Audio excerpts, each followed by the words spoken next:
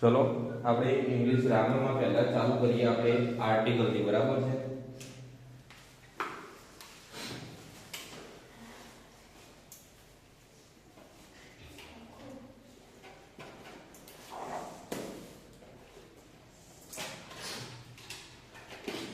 चलो आर्टिकल पहला तो आर्टिकल ने गुजराती में આપણે आर्टिकल्स કહીએ છીએ बराबर। इंग्लिश ना આપણા आर्टिकल કેટલા તો કુલ 3 आर्टिकल આપણા કયા કયા તો જુઓ પહેલા છે એક એ બીજો છે એ એન અને છેલ્લો છે ધ। આમ કુલ આપણા કેટલા आर्टिकल 3 એક એ એન અને ધ બરાબર। આપણા आर्टिकल 3 છે। 3 आर्टिकल ની રચના કઈ રીતે થતી જોવા મળે 3 आर्टिकल કઈ રીતે મુકાય આ आर्टिकल એવી રચના છે કે જે દરેક વસ્તુમાં મુકાય બરાબર। તમે કોઈ પણ ફકરો બનાવવા માટે અથવા કોઈ પણ વાક્યની રચના માટે હંમેશા आर्टिकल મુકાય ત્યારે જ્યારે વસ્તુ ત્યારે ઉપયોગમાં લેવાતી હોય એકવચનમાં બરાબર। બહુવચનમાં आर्टिकल મુકાશે નહીં બરાબર। જો મારે કદાચ કહેવું હોય તો ધીસ ઇઝ અ ટેબલ તો એમાં આ आर्टिकल મૂકું કેમ કે ટેબલ એક વસ્તુ છે પણ ટેબલ્સ માટે જો યુઝ કરતો હોય તો મારે એકન आर्टिकल ત્યાં મુકાશે નહીં બરાબર। તો એના કારણે તમારે બહુવચનમાં आर्टिकल ના હોય એકવચનમાં દરેક જગ્યાએ દરેક વાક્યમાં દરેક ફકરામાં आर्टिकल આવતો હોય છે બરાબર। ચલો આપણે એ आर्टिकल જોઈએ એના પહેલા જે ગુજરાતીમાં સ્વરો એ ઇંગ્લિશમાં પણ સ્વરો છે બરાબર। ચલો તો ઇંગ્લિશના સ્વરો કયા કયા તો ઇંગ્લિશના સ્વરો છે 5 एक छे ए ई आई ओ અને यू बराबर। चलो જેમ ગુજરાતીના સ્વરો છે એમ ઇંગ્લિશના સ્વરો છે 5 અને એના સિવાયના દરેક આલ્ફાબેટ શું કહેવાય વ્યંજન બરાબર છે। આના સિવાયની એબીસીડી ના દરેક અક્ષરને વ્યંજન કહેવાશે આ સ્વરો છે। હવે શું કરવાનું જુઓ પહેલા ફોર એક્ઝામ્પલ તરીકે આપણે એ આર્ટિકલ લઈએ છીએ તો એ આર્ટિકલ ક્યારે લાગશે તો જ્યારે પણ કોઈ પદાર્થ અથવા વસ્તુની સ્પેલિંગમાં જ્યારે શરૂઆત જો સ્વરથી થતી હોય બરાબર સ્વરથી થતી હોય તો ત્યારે કયો આર્ટિકલ આવશે એ એન અને જો વ્યંજનથી થતી હોય એટલે કે સ્વર સિવાયથી થતી હોય તો ત્યારે આર્ટિકલ આવશે એ બરાબર। चलो फॉर एग्जांपल तरीके હું તમને સમજાવું અહીંયા આપણે લઈએ છીએ ટેબલ બરાબર છે। ચલો ટેબલ લીધું હવે ટેબલમાં જો સૌપ્રથમ અક્ષર કયો છે ટી તો ટી સ્વર કહેવાશે કે વ્યંજન વ્યંજન બરાબર। તો ટી વ્યંજન આવશે તો એના આગળ આર્ટિકલ કયું લાગશે એ લાગશે બરાબર। તો આપણે શું કર્યું જ્યારે વ્યંજનથી શરૂઆત થાય કોઈ પદાર્થના સ્પેલિંગની તો એના આગળ એ આવશે જો સ્વરથી થાય ફોર એક્ઝામ્પલ તરીકે આઈ જેની શરૂઆત શાનાથી થઈ ઈ થી તો એના આગળ કયું આર્ટિકલ આવશે એ બરાબર છે। આટલે સુધી ખબર પડી આર્ટિકલ સાદા સિમ્પલ જ્યારે કોઈ પણ વસ્તુની શરૂઆત જ્યારે વ્યંજનથી થાય ત્યારે એ આર્ટિકલ મૂકવાનું સ્વરથી થાય ત્યારે ए एन बराबर છે। બે આર્ટિકલમાં ખબર પડી ઓકે। તો જો આની વ્યાખ્યામાં હું તમને શોર્ટમાં લખાવું તો જો કોઈ પદાર્થના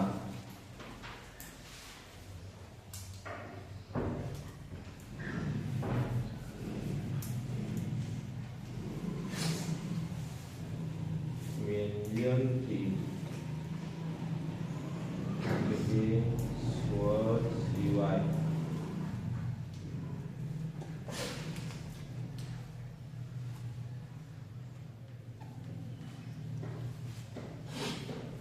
બરાબર છે। એના ઉદાહરણમાં આ લખી દેજો અ ટેબલ બરાબર છે। એ જ રીતે અહીંયા તો જો કોઈ પદાર્થના સ્પેલિંગની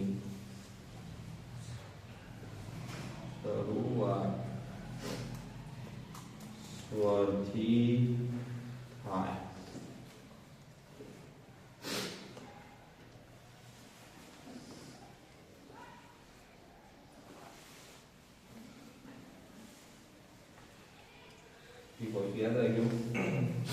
આર્ટિકલ હંમેશા આગળ લાગે બરાબર, પાછળ ભૂલથી મૂકતા નહીં. ચલો આ બે થઈ ગયા. આના ઉદાહરણમાં તમે ni બરાબર એ તમે કહી શકો છો.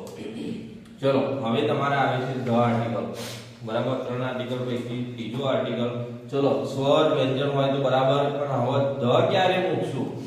તો ધ આર્ટિકલ ત્યારે લાગશે કે જ્યારે વિશ્વમાં બરાબર, વિશ્વમાં આખા બ્રહ્માંડમાં જ્યારે કોઈ એક જ વસ્તુ હોય બરાબર, કોઈ એક જ વસ્તુ હોય, એનાથી કોઈ બીજી વસ્તુ હોય નહીં, તો એના આગળ આપણે ધ આર્ટિકલ લગાવીશું બરાબર.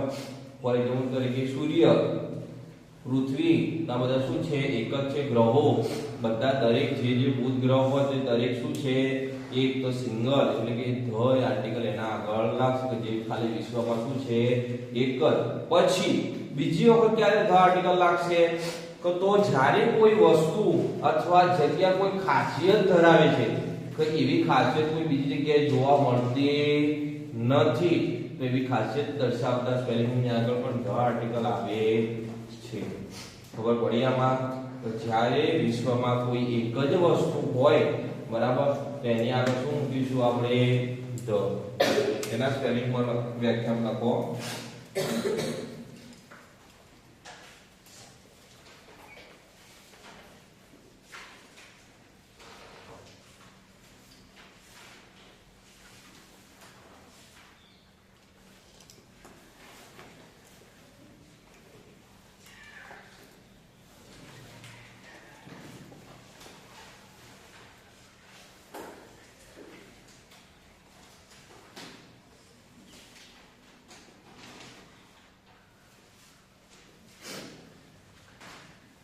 ફોર એક્ઝામ્પલ તરીકે ધ સન બરાબર, ધ મૂન બરાબર. આ તમે એક્ઝામ્પલ તરીકે આના લખી શકો. આ જે તમારા ત્રણ આર્ટિકલ, પેલા છે તમારે સ્વરો. સ્વરો ખાસ યાદ રાખવાના, એ, ઈ, આઈ, ઓ, યુ. જો સ્વરો તમને આવડતા નહીં હોય તો એ અને એન આર્ટિકલ આવડશે નહીં. બીજું, તો જ્યારે તમને કોઈ સ્પેલિંગ આપેલો હોય તો પહેલા એને વાંચો કે શું ખરેખર એ એક જ વસ્તુ છે કે એના નામની ઘણી બધી વસ્તુઓ છે. જો એક જ હોય તો અને એની આગળ જો આ રીતે સ્વર વ્યંજન જોઈ અને એ ને એન મૂકી દેશો તો તમારો જવાબ કેવો થઈ જશે? ખોટો બરાબર. તો જે વસ્તુ વિશ્વમાં એક જ છે એની આગળ હંમેશા શું લગાવવાનું? ધ બરાબર. આટલા સુધી ખબર પડી ગઈ?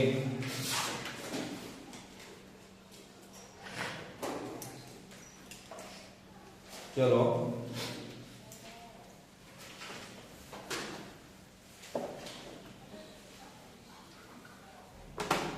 એની કેટલીક ખાલી જગ્યાઓ લખાવું જે બધાએ લખવાની છે અને ઘરેથી પૂરવાનો ટ્રાય કરવાનો છે બરાબર.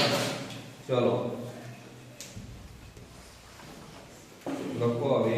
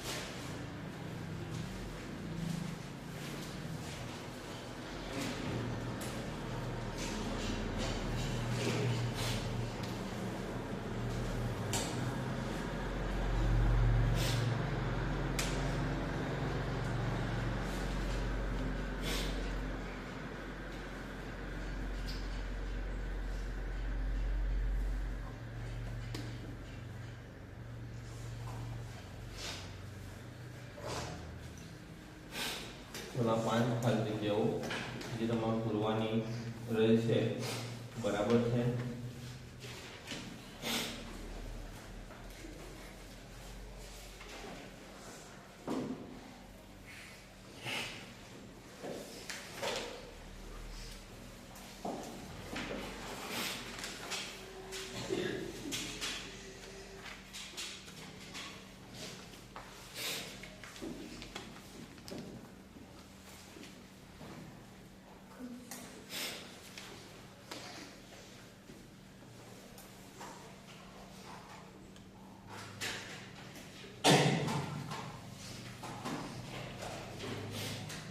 ચલો આટલે સુધી બધા પૂરું.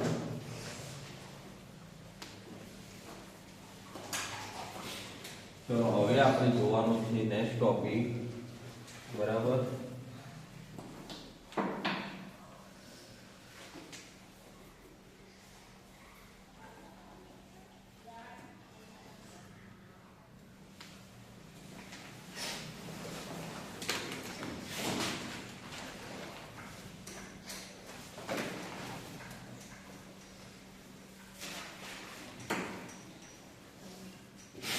ચલો હવે બહુવચન.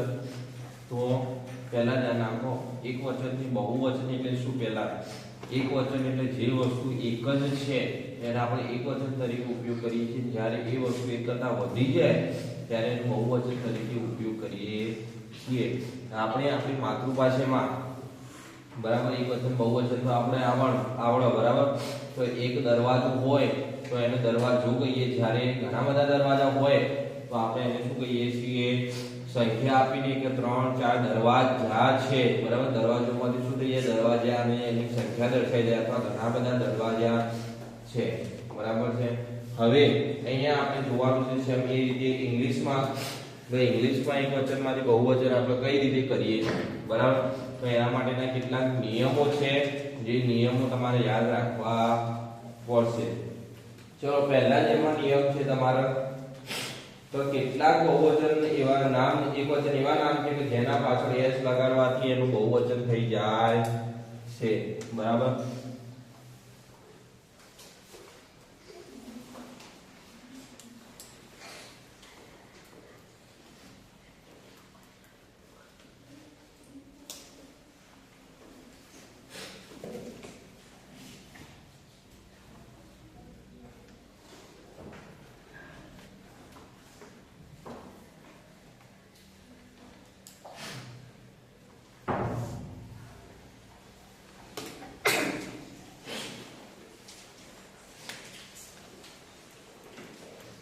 ચલો એના ઉદાહરણમાં જોઈએ.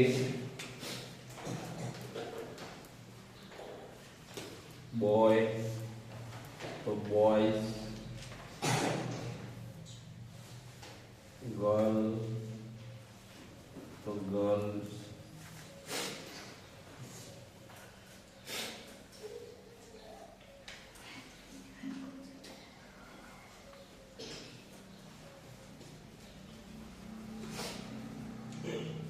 ચલો હવે જુઓ કેટલાક એક વચન એવા છે કે જેની પાછળ કંઈ ફેરફાર કર્યા વગર ડાયરેક્ટ આપણે શું લગાવી દઈએ છીએ?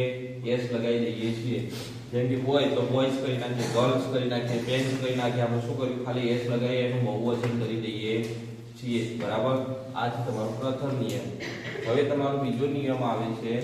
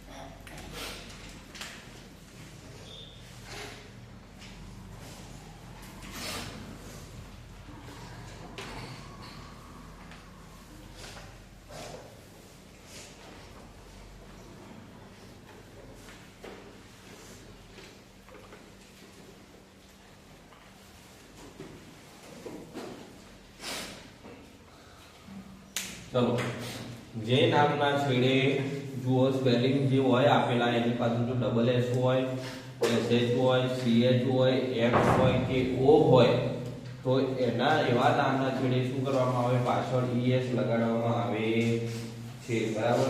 ફોર એક્ઝામ્પલ તરીકે તમને આપેલા છે તો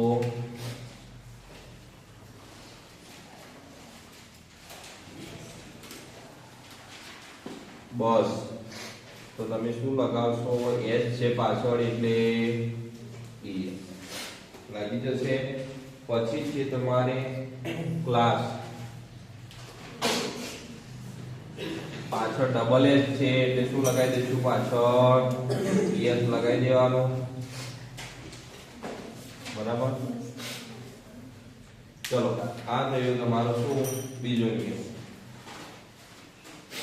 ચલો, આ બીજો નિયમ છે કે જે નામના અંતે એફ અથવા એફી આવતું હોય તો એફ કે એફી શું કરવાનું? દૂર કરવાનું અને એની જગ્યાએ વીઈએસ લગાડવાનું, બરાબર છે.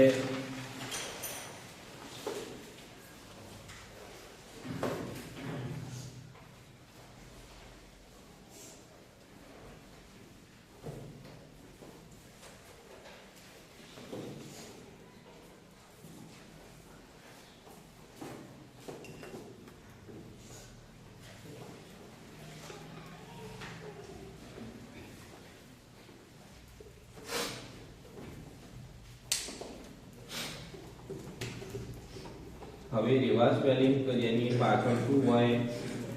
એફ અથવા એફઈ હોય, બરાબર. તો એફ અથવા એફઈ આપણે શું કરવાનું છે? દૂર કરવાનું છે, એની જગ્યાએ વીએસ લગાવવાનું. ફોર એક્ઝામ્પલ તરીકે વ્હાઇટ, વ્હાઇટ છે તો એમાં શું છે? પાછળ એફઈ, તો એફઈ દૂર કરી શું લગાવવાનું? વીઈએસ. તો ડબલ્યુ આઈ એફઈ ની જગ્યાએ શું કરીશું આપણે? VES, બરાબર. ચલો, બીજું છે તમારે લાઇટ, LIFE. ચલો, એમાંથી એફી દૂર કરો તો લાઇટ. ઓકે, આ છે તમારે બીજો નિયમ. તો જો કોઈ નામના અંતે એફ અથવા એફી આપેલો હોય તો એને નીકાળી દેવાનું, એની જગ્યાએ તમારે VES લગાડી દેવાનું, બરાબર છે. ચલો, હવે છે તમારે તો જે નામના અંતે y આપેલો હોય અને y ની આગળનો અક્ષર જો વ્યંજન હોય તો y ના સ્થાને IES મૂકવાનું, બરાબર. જુઓ, નામના અંતે y હોય, બરાબર, અને y ની આગળ વ્યંજન હોય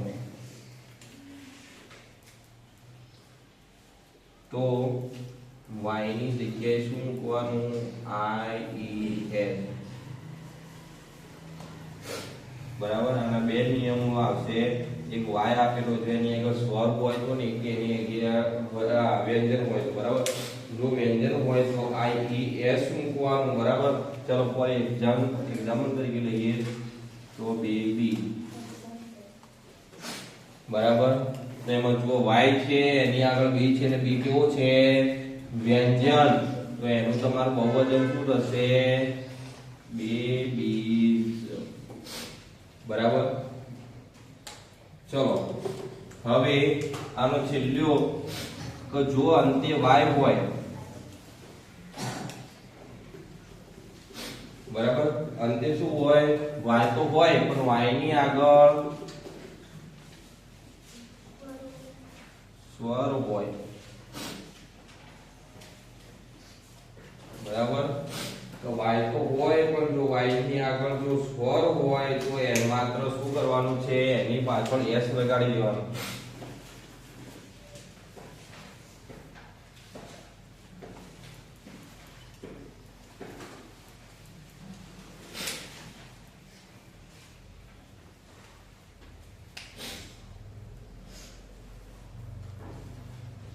ફોર એક્ઝામ્પલ તરીકે days, તો DEYS, YS. Y છે એની આગળ શું છે? સ્વર.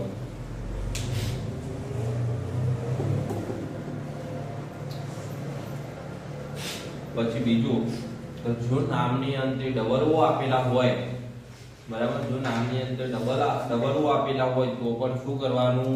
S પ્રત્યય લગાડી દેવાનું, બરાબર. જેમ કે કુકુ છે, કુંગુ છે, બરાબર, આ બધા પાછળ શું લગાડી દેવાનું? ડાયરેક્ટ S લગાડી દેવાનું. ઓકે, આ છે તમારે 5 નિયમો. અને છઠ્ઠો નિયમ જે ડબલ ઓ છે, ડબલ ઓ માં કંઈ કરવાનું નહીં, પાછળ ડબલ ઓ આવે એટલે ખાલી S લગાડી દેવાનું. નિયમ સિવાયનો કોઈ આવે તો એની પાછળ નોર્મલી રીતે S જ લાગે, બીજું કોઈ લાગશે નહીં, બરાબર. તો આ છે તમારે એકવચનમાંથી બહુવચન કરવા માટેના કેટલાક નિયમો.